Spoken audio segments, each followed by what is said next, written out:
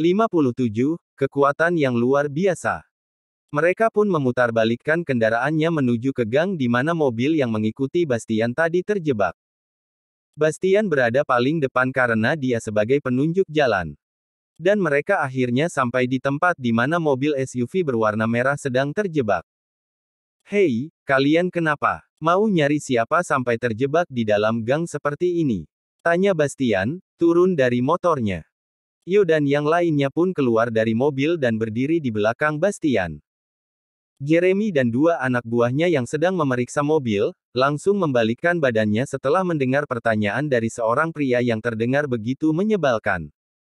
Ketika Jeremy membalikkan badan, Yo terkejut melihat sosok pria itu. Jeremy, tanya Yo, memastikan. Ternyata di sini ada yang mengenaliku. Ternyata aku sangat terkenal, kata Jeremy dengan kedua tangan yang masuk ke dalam saku celana. Bastian langsung menoleh ke arah Yo, kamu mengenalnya? Iya, dia adalah petarung martial arts yang terakhir kali berada di level A bintang 9. Setelah itu dia berkelana ke luar negeri untuk menambah ilmu bela dirinya. Tapi selain menjadi petarung dia juga seorang pembunuh bayaran, terang Yo. Jeremy bertepuk tangan mendengar penjelasan dari Yo yang sangat detail. Ternyata kamu mengikuti karirku juga, ya. Hebat. Apa perlu aku memberimu tanda tangan? Tanya Jeremy. Yo tersenyum tipis mendengarnya. Aku tahu kamu tapi bukan berarti aku mengidolakanmu, kata Yo. Bastian berkata, kamu petarung sekaligus pembunuh bayaran. Jadi sudah sangat jelas kalau kamu membuntutiku untuk membunuhku, kan? Hahaha, kau cukup pintar. Jawab Jeremy. Bastian membuka helmnya dan mengatakan di spion motor. Kalau begitu cepat beritahu aku siapa yang menyuruhmu untuk membunuhku.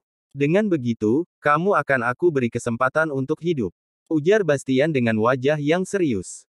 Apa? Kamu mau memberi kesempatan untukmu hidup? Aku pikir bukannya waktu yang ada di tanganmu, tapi sebaliknya. Aku yang akan menyiapkan dari dunia ini. Ucap Jeremy. Cih. Mana bisa kamu menyentuhku? Bastian berkata dengan kepercayaan diri yang tinggi. Dua orang anak buah Jeremy sudah ingin menyerang Bastian karena dia tersinggung dengan perkataan pria tersebut. Tapi mereka ditahan oleh Jeremy hingga keduanya hanya bisa menahan diri. Jeremy, aku peringatkan kepadamu untuk membatalkan kerjasamamu dengan orang yang aku menyuruhmu untuk membunuh Pak Bastian.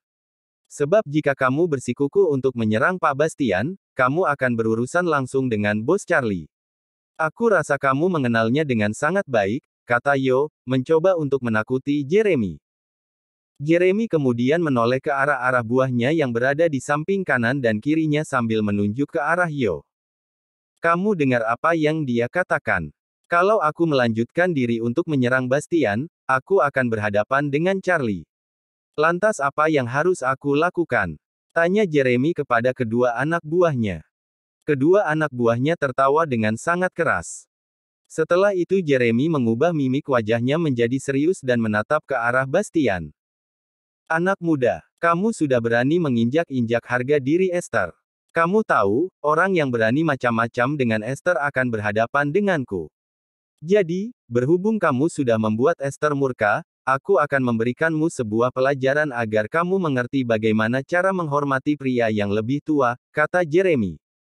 Tanpa menunggu respon dari Bastian, Jeremy mengangkat kedua tangannya dan mengayunkan ke depan. Itu adalah kode yang diberikan kepada anak buahnya untuk bergerak menyerang Bastian dan pasukannya. Serang. Dua orang anak buah Jeremy langsung bergerak. Mereka berlari dan langsung melepaskan sebuah pukulan ke arah Bastian dan Yo. Tiga anak buah Yo tidak tinggal diam. Mereka pun langsung bergerak maju untuk melindungi majikan dan juga bosnya. Pertarungan di antara para petarung kelas bawah terjadi. Jual beli serangan dilakukan oleh kedua belah kubu. Walau dari pihak Bastian memiliki jumlah yang lebih banyak, tapi mereka kewalahan menghadapi anak buah Jeremy. Dan hasilnya, ketiga orang itu langsung terkapar hanya dalam pertarungan kurang dari 5 menit. Usaha yang bagus. Walau sudah tahu memiliki kekuatan pas-pasan, tapi masih juga mau melawan. Kalian bijak atau bodoh, kata Jeremy. Yo terkejut melihat tiga anak buahnya tidak berdaya melawan kedua anak buah Jeremy. Dia pun kemudian melangkahkan kakinya ke depan dan kini berada di depan Bastian. Yo harus melakukan ini untuk melindungi majikannya itu. Pak Bastian lebih baik mundur sedikit. Aku nggak mau membuat Pak Bastian terluka. Seru Yo. Baru kali ini Bastian mendengar suara Yo yang serak karena dia sudah sangat serius.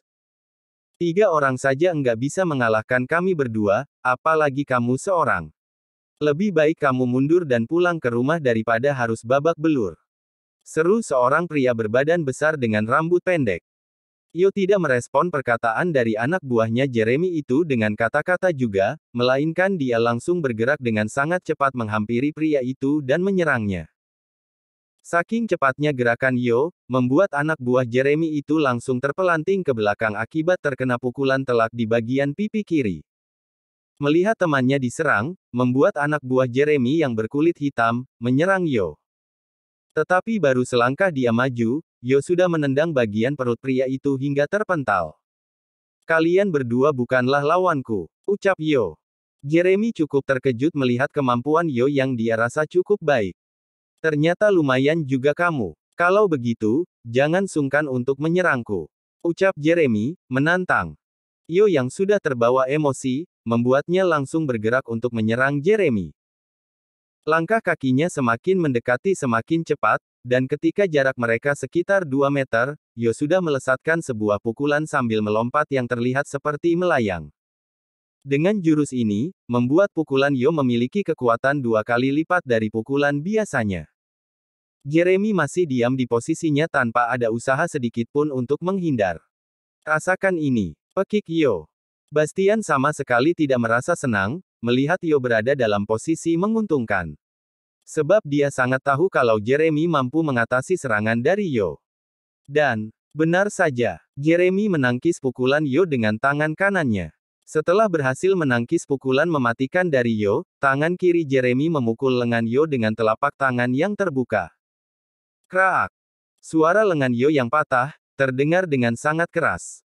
Sedetik kemudian, Yo langsung berteriak kesakitan. Ark! Teriakan Yo, terdengar begitu mengiris di telinga Bastian. Sang Dominik itu tidak percaya kalau Yo yang memiliki ilmu bela diri tinggi, berhasil dikalahkan dengan sangat cepat oleh Jeremy. Kamu mungkin bisa mengalahkan kedua anak buahku dengan cepat. Tapi kamu bukanlah lawan yang sepadan bagiku. Kamu bagaikan seekor semut yang akan mati hanya dengan satu jari telunjukku, kata Jeremy yang pongah. Setelah itu Jeremy menatap Bastian dalam-dalam. Lalu dia berkata, sekarang hanya ada kita berdua. Gak ada lagi orang yang berlaga melindungimu. Sekarang aku akan mengirim ke neraka. Bersiaplah. Kini Jeremy sudah sangat serius untuk melawan Bastian. Tenaganya kini difokuskan kepada kakinya. Kekuatan kaki pria itu sangat mengerikan. Jika ada orang yang terkena telak tendangannya, mereka langsung memuntahkan darah segar. Bersiaplah. Rasakan ini. Pekik Jeremy seraya berlari. Bastian akan menghindar namun entah bagaimana caranya, Jeremy kini sudah terbang di hadapannya dengan kaki yang luruh ke arah dada. Satu-satunya cara agar dia bisa menyelamatkan diri hanyalah dengan menangkis menggunakan kedua tangan yang menyilang di depan dada. Buk! Tendangan itu begitu keras mengenai tangan Bastian yang dia silangkan di dada. Walau tendangan Jeremy bisa ditahan olehnya, tapi dia tidak bisa menahan dorongan hasil dari tendangan Jeremy. Tubuhnya pun terpental ke belakang hingga menghantam mobil jeep yang terparkir sejauh 7 meter dari posisinya berdiri tadi. Seketika Bastian merasakan sesak napas. Dia kesulitan untuk bernapas karena hantaman keras pada dada dan juga punggungnya. Pandangan Bastian kabur, namun dia berusaha dengan sangat keras agar bisa tetap sadar. Bagaimana? Apakah kamu mau melanjutkannya? Atau kamu mau langsung aku kirim ke neraka? Tanya Jeremy dengan wajah tersenyum lebar. Bersambung. 58. Konsekuensi yang harus dibayar. Bastian berusaha untuk bangkit. Tapi dia masih harus mengontrol pandangannya dan mikirin dia setengah berjongkok dengan kaki kiri yang bersandar pada aspal. Kamu hanyalah seorang bocah tengik yang bernyali besar. Tapi kamu terlalu naif dengan menganggap dirimu bisa mengalahkanku. Kekuatanku denganmu bagaikan bumi dan langit. Aku adalah petarung yang satu langkah lagi menjadi tarung level S. Sedangkan kamu, Kerjamu hanya memasak di dapur, kata Jeremy, tertawa kecil. Bastian kini sudah bisa melihat dengan jelas. Dia pun kemudian berdiri dan menatap Jeremy dengan tatapan yang tajam. Kamu sudah selesai mendongengnya. Kalau begitu ayo kita lanjutin pertarungan kita, ucap Bastian. Jeremy terkejut dengan ucapan dari Bastian yang begitu percaya diri. Namun pada akhirnya dia menggelengkan kepala karena menganggap keputusan Bastian adalah keputusan yang konyol. Jangan salahkan aku kalau kamu enggak bisa lagi melihat matahari terbit esok hari, ucap Jeremy.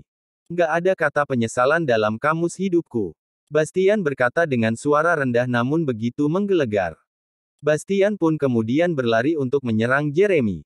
Dia tahu kalau kekuatan dan kecepatan Jeremy sangat baik. Oleh sebab itu dia berusaha untuk lebih cepat dan melakukan gerakan yang tidak terduga. Jeremy hanya tersenyum. Gerakan Bastian masih dapat dilihat, jadi sangat mudah baginya untuk menahan serangan yang akan diberikan oleh Bastian dan membalikkannya. Bastian berlari ke arah kiri Jeremy, hal ini membuat dirinya merasa semakin senang karena dengan begitu, dia bisa langsung menghajar balik Bastian dengan tangan kanannya yang memiliki ruang yang cukup dan leluasa untuk meluncur. Ketika sudah dekat Jeremy langsung melesatkan pukulannya ke arah Bastian. Namun, secara tidak terduga, Bastian mengubah arah dengan memotong gerakannya sekaligus. Sebenarnya gerakan ini sangat berbahaya jika pijakan yang diambil oleh Bastian tidak pas. Dia bisa saja terkilir tebakan pergelangan kakinya patah. Sialan, ternyata dia memotong gerakannya sendiri, ucap Jeremy. Jeremy sudah terlanjur melepaskan pukulan. Tanpa target dan hanya memukul angin, tentu saja keseimbangannya tidak baik. Bastian memanfaatkannya dengan baik. Dia melompat dan memukul rahang kiri Jeremy dengan sangat keras. Setelah itu sedetik kemudian, Bastian meluncurkan untuknya ke arah wajah depan Jeremy. Paak! Gerakan itu membuat Jeremy jatuh. Hidung pria itu patah dan darah mengucur dengan cukup deras. Jika Jeremy adalah petarung yang kuat, Bastian adalah petarung yang cerdas. Anak-anak buah Jeremy maupun anak buah Bastian yang sedang tergeletak di aspal, yang dapat melihat pertarungan itu. Dan mereka sangat terkejut kalau pasti bisa membuat Jeremy terluka cukup parah. Ini nggak mungkin. Tuan Jeremy nggak mungkin kalah. Hebat juga Pak Bastian ini. Aku sudah meremehkannya. Suara dari anak buah Jeremy, anak buah Bastian mulai terdengar mengomentari pertarungan itu. Namun kemudian Jeremy perlahan bangkit. Bastian pun tidak mau Jeremy sampai berdiri tegak sehingga dia memutuskan untuk menyerang kembali Jeremy. Sebuah tendangan mendarat di wajah kanan Jeremy, membuat pria itu kembali terjatuh ke aspal. Tempatmu adalah di bawah sana. Jangan sekali-kali kamu berdiri lagi di hadapanku kalau kamu tidak ingin mati, ucap Bastian. Bukannya suara ketakutan dan permohonan ampun, tapi malah ketawa yang keluar dari mulut Jeremy. Hahaha, seekor kucing berani mengancam seekor singa. Sesuatu hal yang sangat langka, ucap Jeremy. Selesai mengucapkan kalimat itu, Jeremy dengan cepat langsung bergerak mendekati Bastian. Apa? Dia masih bisa berdiri, kecepatannya masih sangat luar biasa. Bastian terkejut. Pria itu pun kemudian berusaha untuk melompat ke arah kanan untuk menghindari serangan Jeremy. Tapi gerakannya kalah cepat dengan gerakan Jeremy. Sebuah pukulan mengarah ke wajah Bastian. Namun masih bisa ditangkis dengan kedua tangan pria itu. Serangan berikutnya, Bastian tidak bisa apa-apa. Perutnya terkena pukulan keras hingga dia terpental sejauh 5 meter. Bu! Bastian menghantam aspal dan berguling-guling. Jeremy tidak membiarkan Bastian untuk bernapas kali ini. Dia pun langsung bergerak menghampiri dan berniat untuk mengakhiri pertarungan ini. Sebuah pisau kecil diambil dari pinggangnya dan dia mengayunkannya ke perut Bastian. 2 ar. 2 ar. Sebuah tembakan bersarang di bahu kanan agak ke bawah sedikit di atas dada. Dan satu lagi mendarat di perut. Darah langsung menciprat dan mengenai Bastian. Jeremy pun langsung ambruk karena 2 tembakan itu. Charlie terpaksa menyuruh anak buahnya untuk menembak Jeremy karena tidak ada pilihan lain lagi untuk menyelamatkan Bastian karena jarak yang cukup jauh. Karena Charlie dan anak buahnya baru sampai di tempat kejadian. Tuan Dominic, apa kamu baik-baik saja? Tanya Charlie. Bastian meringis menahan sakit sambil berkata, bagaimana kondisi seperti ini bisa dibilang baik-baik saja? Charlie membungkukkan badannya seraya berkata, maafkanku yang telat datang, Tuan. Bastian mengangkat tangannya, memberikan kode kalau dia memaafkan Charlie. Terima kasih, Tuan, ucap Charlie. Kemudian Charlie memalingkan wajahnya ke arah Jeremy. Lalu dia melangkahkan kakinya sembari berkata, Jeremy, beraninya kamu menyerang Bastian. Kau sia-siakan hidupmu yang hebat hanya karena Bastian. Jeremy dengan wajah yang menahan rasa sakit, menatap Charlie yang datang. Charlie, aku nggak mengira kalau kamu akan datang secepat ini. Andai saja kamu telat 1 detik, aku pasti sudah menyelesaikan pekerjaanku, kata Jeremy, tersenyum. Charlie berdiri di hadapan Jeremy. Jarak mereka kurang dari 1 meter. Siapa yang memberikanmu pekerjaan ini? Tanya Charlie. Hahaha. Bukankah kamu tahu kalau seorang pembunuh bayaran nggak akan pernah membuka mulutnya mengenai orang yang membayarnya? Kata Jeremy, tertawa kecil. Wajah pria itu sangat pucat karena dia kehilangan banyak darah. Paak.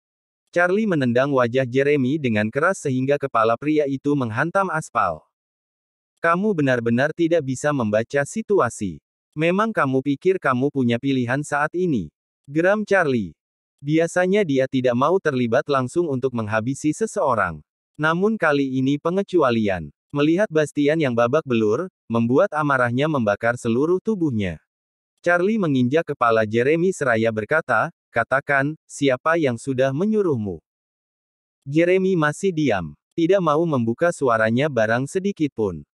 Charlie menginjak kepala Jeremy dengan keras. Dia menggunakan kaki kanannya yang menginjak kepala Jeremy sebagai tumpuan tubuhnya dan menitik beratkan seluruh tubuhnya di sana. Tentu saja apa yang dilakukan oleh Charlie membuat jalannya sangat kesakitan sampai merasa kepalanya akan pecah. Ark, lepaskan. Aku akan memberitahunya, ucap Jeremy yang tidak kuat lagi menahan rasa sakit. Namun Charlie tidak bergerak sedikit pun. Dia tidak mau menurunkan kakinya dari kepala Jeremy sebelum pria itu mengatakan siapa yang sudah membayarnya untuk menyerang Bastian. Dia Esther, mafia penguasa di bagian utara, timur Jakarta. Terang Jeremy. Charlie kemudian menurunkan kakinya. Jeremy pun langsung lega karena terbebas dari siksaan yang sangat menyakitkan. Dia sudah benar-benar kurang ajar. Beraninya dia berurusan denganku. Dia tahu kalau Bastian ada di bawah perlindunganku, tapi dia masih saja ingin mencoba membunuh Bastian. Aku akan menghukumnya dengan hukuman yang sangat pedih. Geram Charlie. Kemudian pria itu mengeluarkan senjata apinya dari punggungnya. Dan langsung menembak kepala Jeremy. Duar. Darah menciprat kemana-mana. Charlie masih tetap membunuh Jeremy walau pria itu sudah membocorkan siapa orang yang sudah membayarnya untuk menyerang Bastian. Ini adalah konsekuensi yang harus dibayar oleh semua orang yang berani melukai Bastian. Kemudian Charlie berapa anak buahnya sambil berkata, siapkan pasukan. Kita ratakan markas Esther. Bersambung.